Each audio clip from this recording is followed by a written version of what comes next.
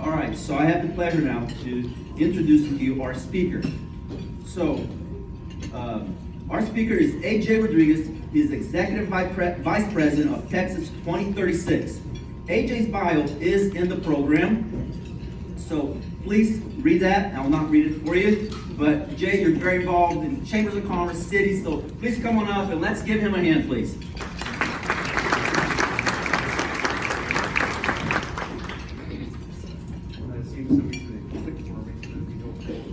Thank you so much for that kind introduction, Sasha, and thank you for the warm welcome to beautiful Pearland. It really is my pleasure to be here along with my colleague Kelly Laser, who's here this afternoon. So can you hear me in the back okay? No, a little bit closer. How about there? Is that better? Okay, great. So again, just really glad to be here. Ann, thank you for the welcome as well, our city manager, and of course the mayor, Kevin Cole. Thank you for all of your leaders, all the council members and all the elected officials. I have to tell you, this has been a pretty trying and challenging time to lead. So thank you for your extraordinary service, especially during all that we've endured with the pandemic, etc. I also want to just say that, Jim here and I go back a little ways. You're president and CEO of the Pearland Chamber. So the first time I met Jim was over at Georgetown. He had about a week left to go in his service over there.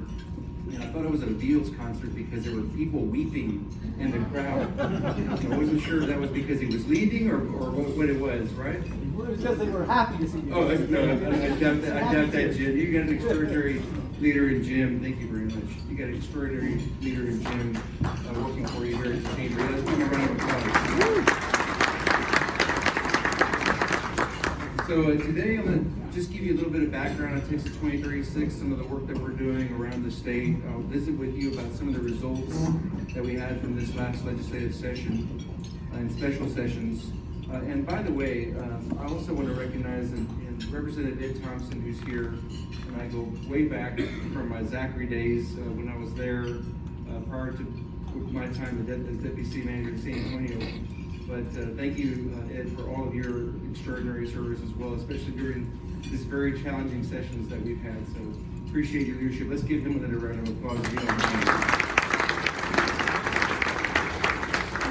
You and Sasha said, let's hold applause, and they announced it. There was no way there's no applause. So again, thank you. We're going to talk a little bit about 2023 agenda areas, some of the upcoming projects that we have in Texas 2036. And really our efforts to build civic demand for the issues that really matter most to Texans. And also ask for your engagement ultimately with our organization.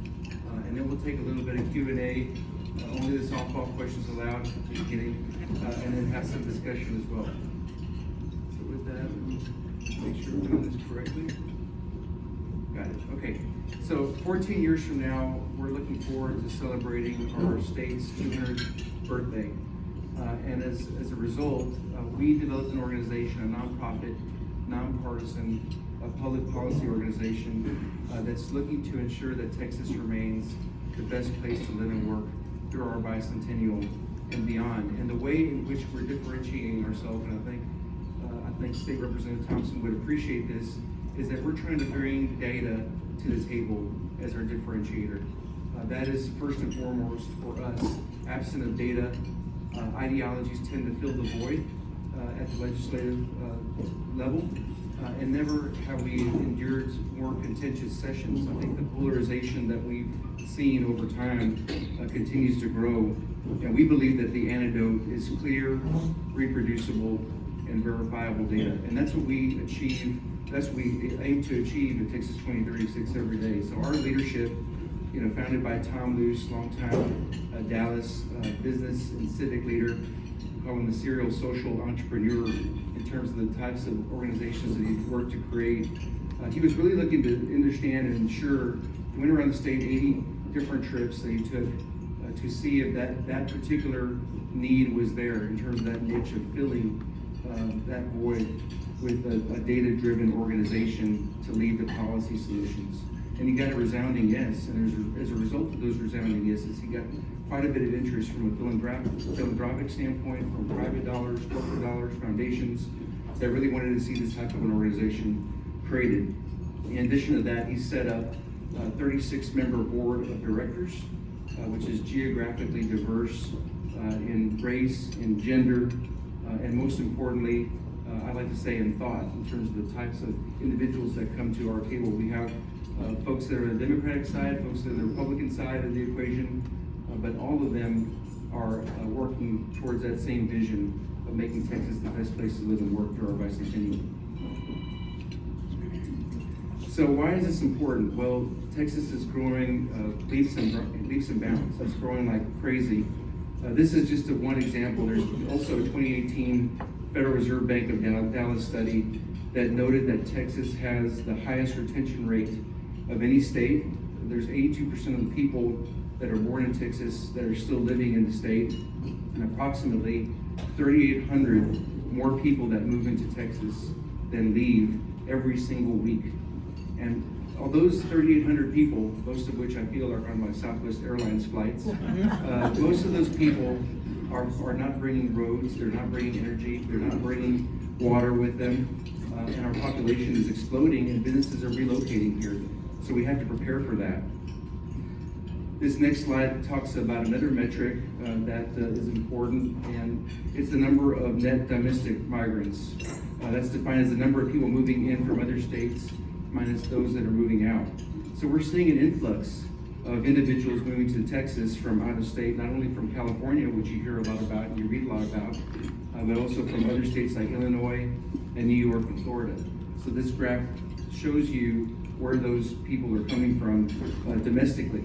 And that domestic migration has exceeded international migration. So 60% of new Texas transplants came from other states in the US, and the other 40% of people moving to Texas came from other countries. So the top three of which are Mexico, India, and China. So as a result of this population growth and as a result of wanting to create this data-driven organization, our board set out 3.5 years ago to develop a plan for the state. 36 aspirational goals that we wanted to achieve in our strategic framework, 160 performance indicators. We have over 350 plus data sets that are available on our website for folks to be able to go in and manipulate and use. They're open source in terms of open to the public, and they focus in 6 policy areas. This is the bread and butter issues of the state in terms of where we focus our data interest and our policy research. It's education and healthcare and natural resources, infrastructure, justice and safety, and government performance. Those are the 6 pillar areas in which our 36 goals are outlined towards ensuring that we are going to become or will remain the best place to live and work. So these states were chosen by our board of directors. It's those that we feel we compete with from a business perspective, from a talent perspective. They're ones that we believe we're somewhat comparable with in terms of those that we're working towards. And as a result of the data work that we've done, in many ways, our great state and this Texas miracle that we have is lacking. And we are behind in several different areas. So in education, for instance, in reading, only 70% of our 4th graders can read at grade level, and that was pre-pandemic figures that I'm talking about. So it doesn't take into account what's happened with COVID learning loss.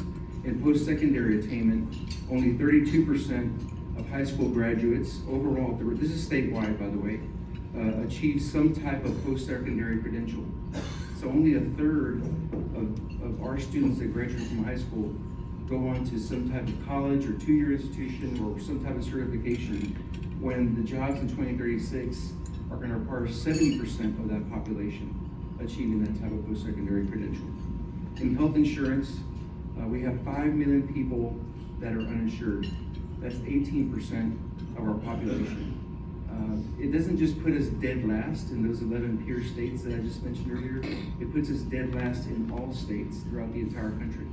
Not many people know about that, and we don't read about that enough, but that's what the data provides and shows, and that's what we're hoping that we can just demonstrate to the legislature to compel action and compel change. So, this last legislative session and the subsequent special sessions that we had, there were 3 of them, I know we kept Ed and others there quite a bit, maybe longer than they wanted to. But we were looking at the low-hanging fruit. We were driven by the global pandemic in terms of what I mentioned earlier, COVID learning loss. There was a lack of broadband access, lack of telemedicine available. We wanted to make sure that we were increasing healthcare coverage options for our state as well. So in our first legislative session, we really focused on on the 6 areas that I mentioned to you before, and we worked hard on 45 bills. We tracked hundreds of bills, and we pushed over 120 somewhat bills, but we were able to, in working with folks like Ed, achieve 45 getting across the finish line and being signed by the governor. And this was everything from making progress towards the digital connectivity item, the gap. And then we also saved the state $34 billion over the next 30 years by modernizing the state employee pension system. So pension reform was an area where we were able to save the state dollars. Oil and gas study that we did, again, pointed to data that showed projections of where gas prices and oil prices rather would be over the next several years. We were able to create more than $100 million in additional return per year to public education through streamlining that fund, the permanent school fund, in the way in which it's managed. We also had bipartisan support for these bills, over 92% on average, bipartisan support in moving these bills forward. And during the interim sessions, we really worked on being the go-to in regard to appropriate allocation of federal stimulus dollars. So that took quite a bit of extraordinary work and heavy lifting in working with our legislators to make that happen. In fact, broadband and that particular bill passed 181-0. Even the speaker came out to vote in favor of broadband expansion. And these are the bills that did not make the headlines. They were not the partisan divide bills. They were not the fringe bills that you probably read about. How many people read about pension reform this last session? No hands. Ed raised his hand. Oh, that's right. Of course. But he's the one that helped pass it. So, but to that point, I mean, that's, the media's covering a lot of these issues that are not really as impactful to us as individuals and as Texans as the ones that we're covering. There's very few voices on these issues. In fact, in some of these particular, like the permanent school fund, we had our vice president of policy being the only one testifying at the Senate committee hearing in regard to that particular issue, which is so extremely important to our kids. So, as we prepare for the upcoming legislative session, we've identified 4 areas of priority. And like we said, and we talked about it last time, we like to fish where the fish are and what's coming out here soon. So education and workforce is going to be a priority for us. We're going to be focusing on assessment, accountability, continued learning loss recovery. That will, and also going to be a higher ed session from what we're hearing as well. In health and healthcare, access, affordability, and coverage are the 3 important. Mental health, children's mental health. Obviously, had some conversations with Shannon in the past about how important that is to our state. Government performance, continued IT modernization, and reforms there as well, aligned with some of the upcoming sunsets. So our state agencies sunset every 12 years. So there's an opportunity to work on potential reforms for the state agencies when those sunsets come up. And then in infrastructure, Speaker Phelan has already indicated this is going to be an infrastructure session for us. So continue to work on broadband, continue to work on aging, physical infrastructure. Energy is going to be big also this session, and hopefully we can do some work on water. And I'll share with you some of the upcoming projects that we have into each of those. So in education, public ed specifically, we're looking at advanced course study work. So the availability of AP, International Baccalaureate, and dual credit, and also including the availability of Algebra 1 as well for 8th grade students across the state. Some 8th grade students don't even have access to Algebra 1, so are there options to do that with online learning, for instance, especially in rural areas, is an area of focus that we'll have. Assessment and accountability, as I mentioned to you before, there's a continued degradation of the ability to diagnose, where those problems are, to target and dedicate resources. And this particularly hurts our disadvantaged communities quite a bit. So we want to update and modernize state testing, also ensure that our educational institutions are adequately and efficiently serving our students.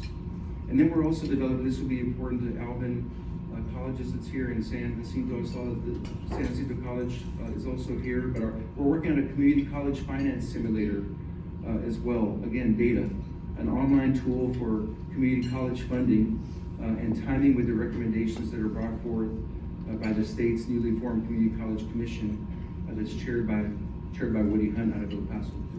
And then Aim Higher Texas, we're working on implementation of HB 3767.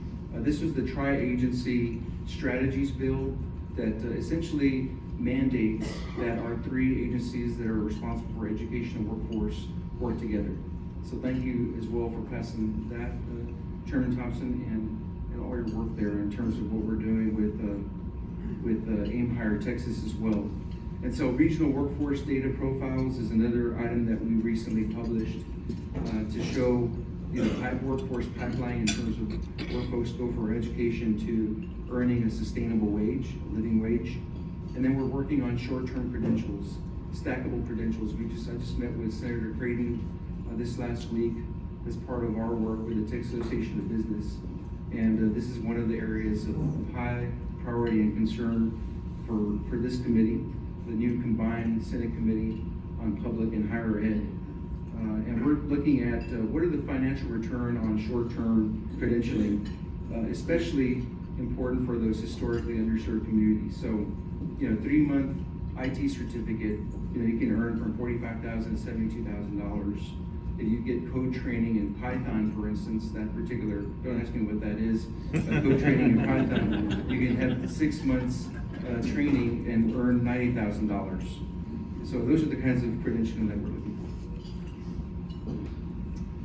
In healthcare, we've got several projects that we're working on. Who are the uninsured? Why individuals and families remain without insurance when some likely qualify. So we're doing polling, we're doing focus groups in that area. We're working on a health price transparency data project and an all-payer claims database improvement project. This is pretty wonky for lots of you guys, but essentially what we're trying to do is collect, understand, analyze hospital insurance, health insurance data so that consumers can make more informed decisions going forward. And then I know Pearland Chamber in their agenda, nurse practitioners was one of the items they focused on the past legislative session. I'm sure you'll be doing that again, Jim, but especially in rural areas where physician shortages are happening and hospital closures are happening at a very, very highly alarming rate, really. We want to be able to say, how can they be served with nurse practitioners and doing that going forward. So working on that particular legislative item. In government performance, I know that sometimes sounds like an oxymoron, but we're working on a number of different areas. We're analyzing the return on investment that we have or could have in each of our policy areas with RICE and the Baker papers that we're producing. As I mentioned earlier about the sunset, we're working with on the Texas Commission on Law Enforcement, also known as TPOL, to provide a look at what are the hiring and firing practices of policing. We're looking at issues with our court backlogs, prison conditions, and other post-sentencing reforms. And then we're working on an IT modernization bill or the implementation thereof to see what types of long-term IT projects can transpire with the state. The state has lagged in its ability to invest in itself over the last 30 years in terms of IT. And so we think that creates inefficiencies, unfortunately, and lack of customer service to all of us as taxpayers. We're also monitoring that pension reform that I mentioned earlier and that employee retirement system overhaul. And then we're working on the Permanent School Fund Corporation, as I mentioned earlier as well, and monitoring that implementation and merging over the next year. So the price we pay for good work is a lot more good work. In infrastructure, we continue to work on the strategic implementation plan for the state on the bipartisan infrastructure bill. As I mentioned to you, these coalitions that we've developed, one of them being Digital Texas, where we gathered 40 different organizations from throughout the state to work on broadband together and its implementation of a plan and a map and digital literacy. We're one of 4 states that didn't have an Office of Plan and Map until this last legislation was created this last year. So energy expansion roadmap, we're also working on ensuring that we're preparing for a potential lower carbon future. But in addition to that, we feel like energy expansion is the right way to brand this and talk about it, because we rely on our oil and gas sector extensively. And it's all about expanding that oil and gas sector to be able to sustain workforce and jobs and economy. And by the way, state revenues that education relies on those revenues. In addition to looking at alternative fuels and alternative opportunities, creating a hydrogen hub in Texas, for instance, looking at sequestration, carbon sequestration, and a number of areas that are in those alternative energy sources. So there's no reason why Texas can't do both. It doesn't have to be a binary decision where you have to choose between one or the other. We can choose to support both and move both forward. In addition to that, extreme weather trends. You know, we've been working with Dr. Nielsen Gammon over at Texas A&M to update our climate plans.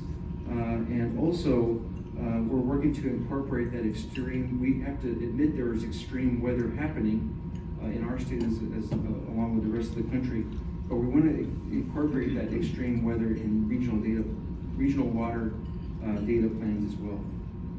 And then one more thing is our water markets in Texas. So we're working with Dr. Todd Butler.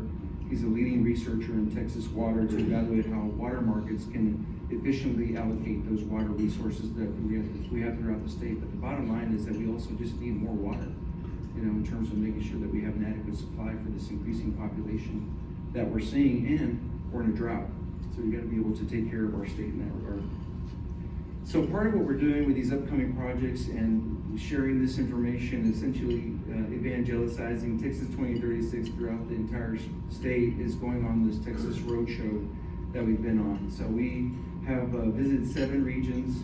We've had 51 meetings and 52 meetings in 14 cities. We've met with 506 officials, community business leaders, and essentially we just want folks to understand there's opportunity here within the middle of the fairway, perfect analogy being on this golf course, to push these issues that really matter to Texans. These are the big issues that matter to Texans. So we've been to San Antonio, and we've been to the Rio Grande Valley, Houston, Corpus Christi, El Paso. We've been all the way up to Texarkana, Nacogdoches, Lufkin, Lubbock, Amarillo.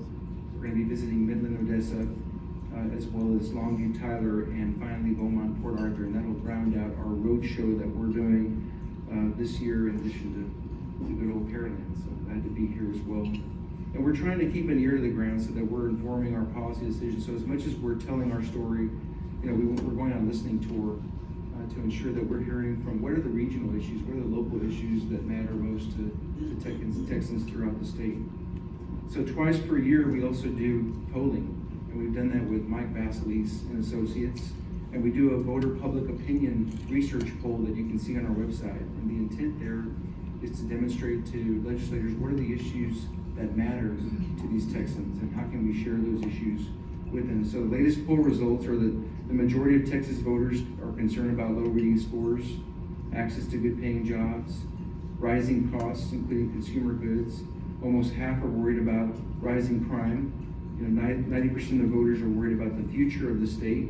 62% are very or extremely concerned about the state's $100 billion yearly investment in education and workforce, which doesn't necessarily lead to well-paying jobs. 60% of voters say the state is just doing okay or poor job of solving some of these problems. And 77% are concerned about these extreme weather trends that I mentioned earlier. So we're also, we brought together 170 experts through our 11 policy advisory groups to inform, again, our agenda. Some of these experts had never been in the same room with one another, which is kind of interesting to see that collaboration take place. And then we're also updating our strategic framework that I mentioned earlier. So those 36 aspirational goals and those metrics, we want to make them more outcome driven and ensure that what we're doing from a leading indicator standpoint allows us to course correct along the way, so we don't have to wait on some of these goals for 5+ years to do a look back and say, well, how are we doing and what can we do differently from a policy perspective. So that's some of the work that we're doing there to get a little more sophisticated from that standpoint as well. So this is an evolving growing process. We're a 5-year-old organization with lots of folks. We've got now about 29 people on staff. I like to remind my boss, our president and CEO, Margaret Spellings, former Secretary of Education under George W. Bush, that we've got more goals than people, and especially when she's asked me to do more work. So we have 36 goals, and we've got 14 years, and we've got 7 sessions left until our bicentennial. And on the Roadshow, I like to talk about the Smokey and the Bandit. Do we have any Smokey and the Bandit fans out there? Maybe a few. We got a long way to go and a short time to get there. And that's exactly what we're trying to do with the Texas 2036. We got a diverse staff, diverse board, but one organization cannot do this alone by any means. And so I so appreciate the introduction and the invitation from Jim to be able to speak to this august group and ask for your support, ask for your engagement with us in our nonprofit research and everything else. And by the way, when you look at that data, we need feedback. If we're not measuring the right things, that we can't make the right policy decisions to move forward. So after today, we're going to stay connected. I want to invite you to scan this. That's our wonderful team. Pretty good looking group, except for that guy in the middle. And then we've got this QR code here.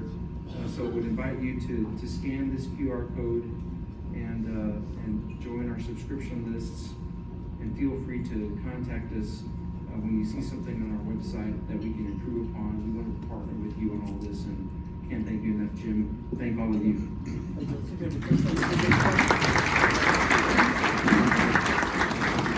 I'm happy to take. I'll help you with the crowd, and I see hands coming up. Lawrence, you have to stand up so that people see you. All right, so that has to be a softball, right? No, So you said I didn't expect it. 18% uninsured in Texas. That's correct. Can you maybe tell us who makes up that population, and is that number getting bigger with all the people coming in, or the gap opening? And then what do you propose? Well, in part, yes, I'll repeat the question. So the question is, what is the 18% of the Texas population composed of from the standpoint of the uninsured? Well, it's all parts of our community. There's small business owners that choose not to be insured for business reasons. There's immigrant population that we have that are not insured. We have individuals that are in our part of our lower economic society in terms of their ability to earn. They're not that are choosing not to have health insurance or can't afford it. So there's affordability issues, there's access issues, there's coverage issues. And what we've done in the past is we pulled together what we call a health coverage policy explorer. And Representative Thompson, you may be familiar with this. It was essentially 500 iterations of pulling different levers to demonstrate what the state could draw down in federal resources, how many more people could be covered with different policy action. And it was everything from expansion of Medicaid to fixed focus rate review. Some of those things passed this last session. So there's more children that are potentially going to be covered this last session because of some IT fixes that we did or suggested that moved the qualification from 6 months to it was 3 months, and we moved it to 6 months. We went it a year, so that was changed. There's things like that where we focused on, and Texas Mutual is one of those areas, and the Farm Bureau are now able to cover some of these individuals. So we're hoping that will also take a chunk of those individuals and be able to have coverage. Our next step is this Who Are the Uninsured project. To look at why are people skipping care that are actually eligible, because that a good chunk of that percentage of population is able to do that. Medicaid expansion covers about, I believe, 18% or 16% rather of that total 18% population. So there's still 84% of individuals, even if we did Medicaid expansion, that would not be covered, that we've got to figure out.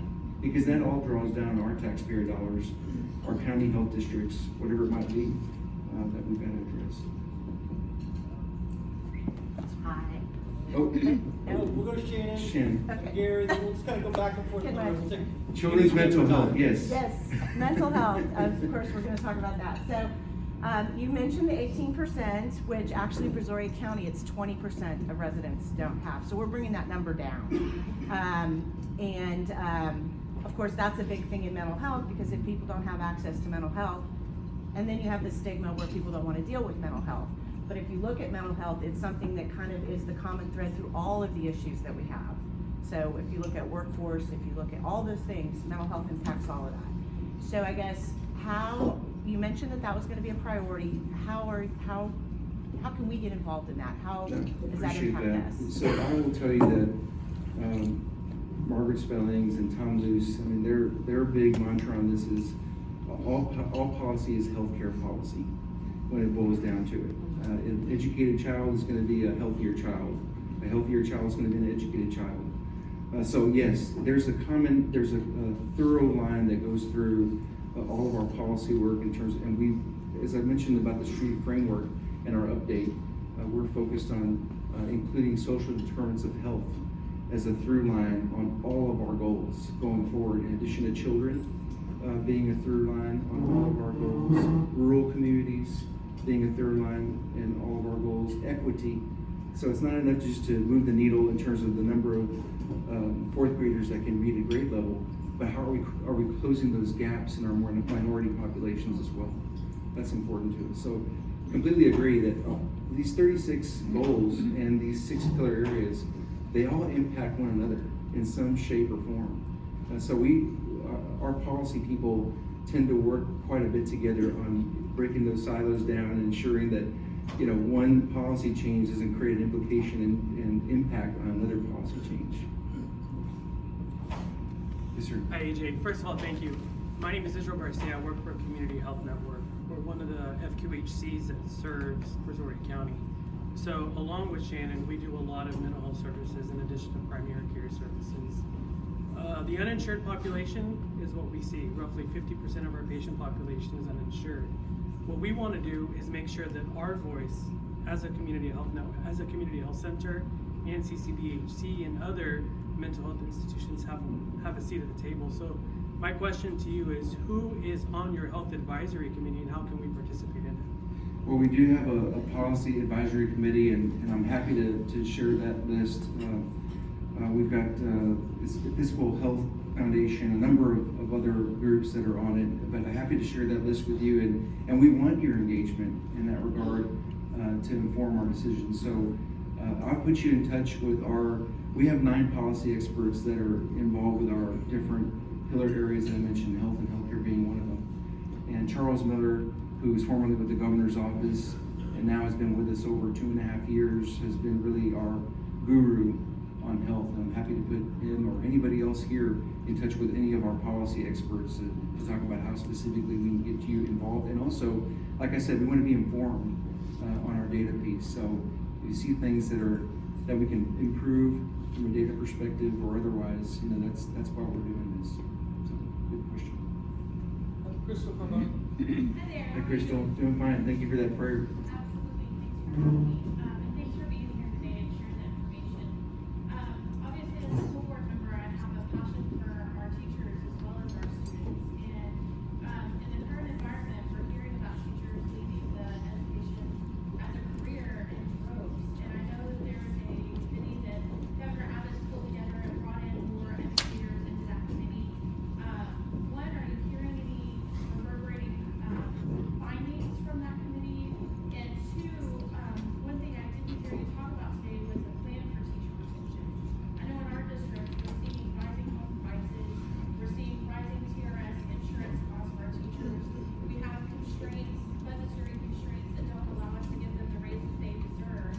And so, what are the plans to advocate for teachers in the coming legislative session? Yeah, I think, what we've done in the past, I think the work that we did with HB3 and the reforms on public ed finance, teacher pay raises specifically that Senator Creighton mentioned earlier this week, we've been very supportive of.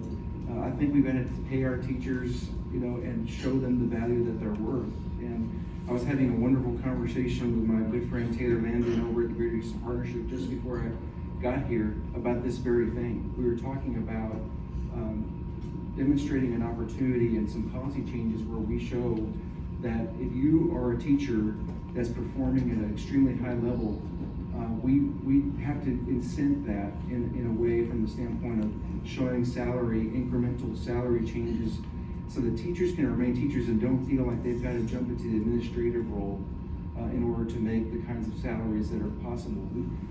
Retaining those teachers that are performing at the highest level and impacting our kids is one of the areas that we're absolutely focused on, and we'd love to talk to you further about it as well. I'd love to have that conversation as well, because a lot of the things that you brought up about AP, dual credit, CTE, we do very well in Pearland and Alvin I speak for that matter too, competes well in those environments.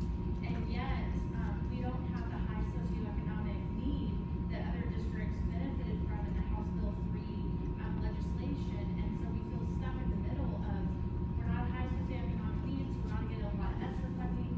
And I know I'm talking a lot of acronyms for most of the body here, but I feel like it's a foundational need that if we're not having teachers in our classrooms to inspire those students to learn, then the rest of this breaks down because we don't have the professionals and the quality need that we have coming out of education to meet the rest of these demands. No, I completely agree. The workforce has been impacted significantly by COVID, but our teachers have really borne the brunt of a lot of that.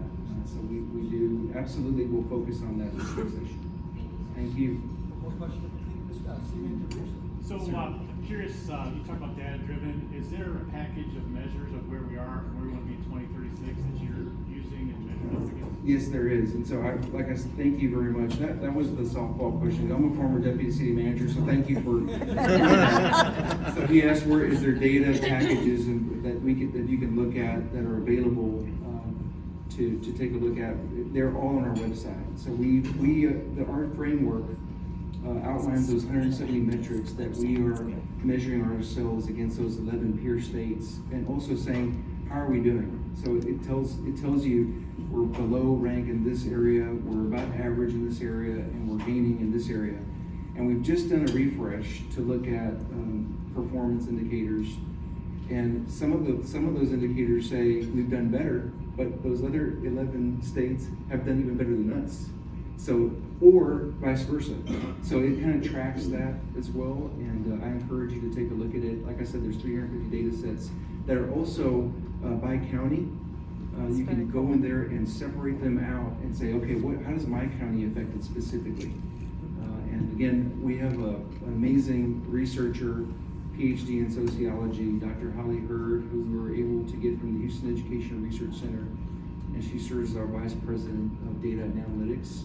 And happy to put you in touch with her, anyone here in touch with her and her team as well. I'm going to go back and they're going to say, you just got all these people to contact everybody. We're going to be working forever, and I said, yes, that's exactly what we're doing. So, no, thank you, Jim.